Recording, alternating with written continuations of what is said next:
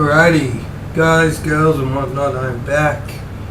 This time with a video that is an analysis, and it's actually got some notes written on my phone, so it shouldn't be too bad.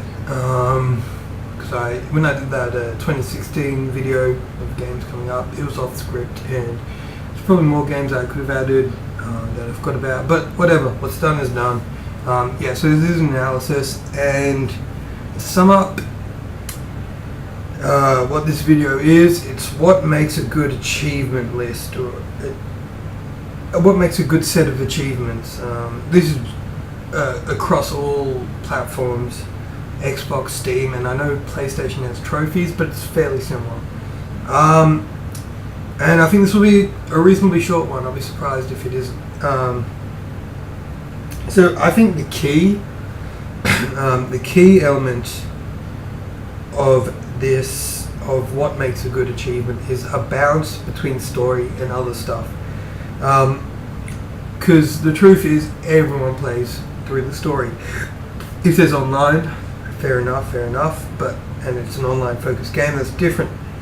But certainly having a lack of story achievements I just don't like it, because this is quite a biased thing, I guess, but I'm just not a fan of it. I mean, I really loved Tomb Raider and Shovel Knight, yet with Tomb Raider, I think there might have only been one achievement linked to the story, and that was finishing it, which was a bit of a letdown. I mean, for some people that don't veer off the linear path, they're going to be stuck with one achievement. They might get others by accident, but the truth is that, you know, they're stuck with one achievement, and there's a lot of people that just play the game from start to finish and do not do any extra stuff, so they're not really rewarded at all. There's not much incentive.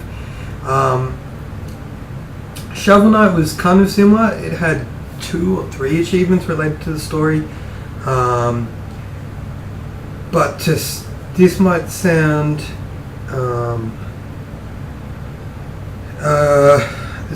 weird, but it makes a bit more sense due to the fact that it's a retro and it's meant to be difficult. But still, I think it's a poor, regardless, and that argument's pretty pointless. It really, the more a lot of story achievements really help, especially for achievement hunters. But as I said before, they're both great games. I just wonder, it's just a shame that there isn't really much of an award or an incentive for those that just play for the story. Another achievement that I think should always be on the list is a high scoring achievement. And a high scoring achievement is more to do with difficulty, if anything. So it's doing very complex tasks. I mean, with Deus Ex, it was pacifier or something, where you do not harm a single person. That's just an example. So what I'm trying to get at is that, there should always be at least one achievement for those that are going to put hours and hours into the game and do the most difficult stuff on the hardest difficulty. It's because it allows for them to have an incentive as well. And there are a lot of people that like the idea of having bragging rights. So getting all those achievements, having a difficult achievement to show to your mates, and I think the Xbox One has a feature where you can pin an achievement.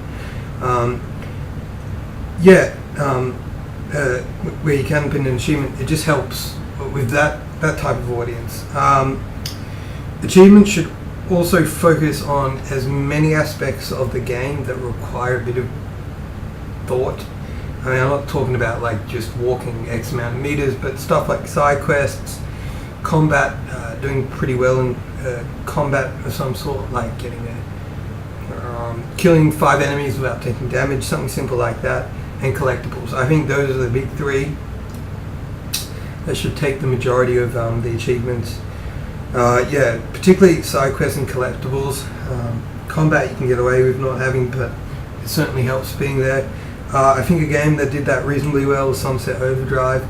Had a lot of achievements to do with collectibles, side quests, and combat. And when it comes to side quests, you don't need to give out an achievement for each side quest, but just the odd one, or if the side quests have multiple missions to get to the end of the story of the side quest, and obviously the last mission should be the achievement.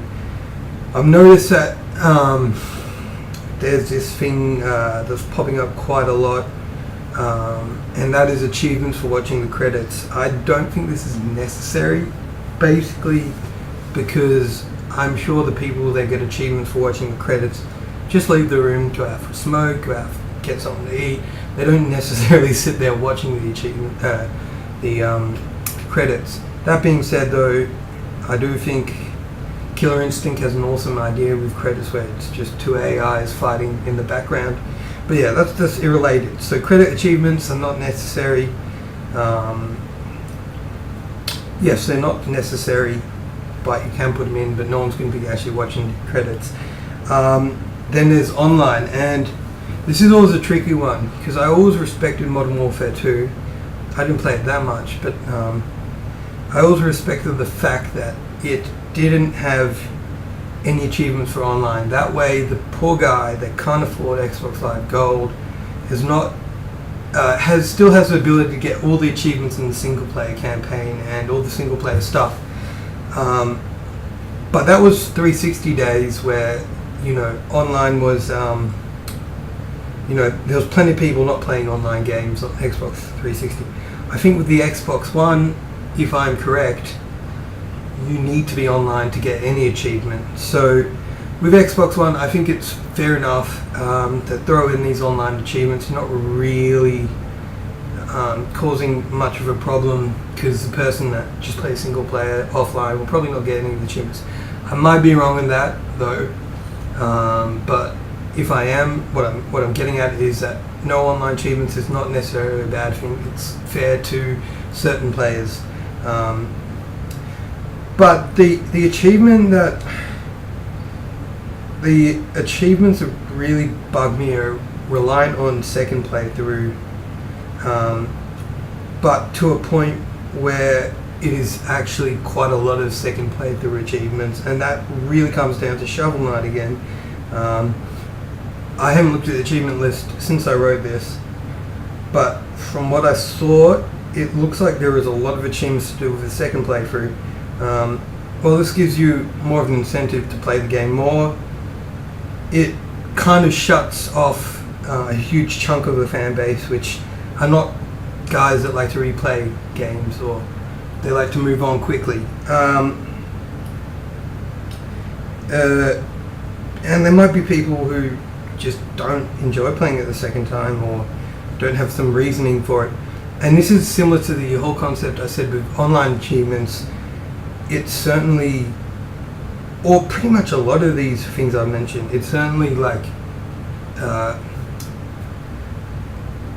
gets in the way of certain chunks of the fan base of a game. So people that just play online, people that can't play online, people that don't want to play the game again, people that just focus on the story, they're limited. And so kind of to conclude this, I would say that achievements, when making an achievement list, you need to think of all the types of players you're going to be getting. Like, or if your game is so heavily focused in one area, such as Tomb Raider story, you throw in a lot of achievements in that. But if you have a game that has a lot of variety, the best thing to do is just to have not a huge amount of achievements, but a huge variety of achievements. I think story should always be priority though, because generally that's the main thing in the game. But in saying that, generally story games that have collectibles and rewarding certain combat behavior is also interesting. If it's online, either way, I'm not too fussed.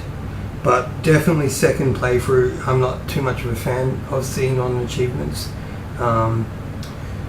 But yeah, that pretty much sums it up for today. I'll be uploading this later, and hopefully my room will start becoming tidier and tidier as the videos come and go. Alright, well, with that being said, enjoy.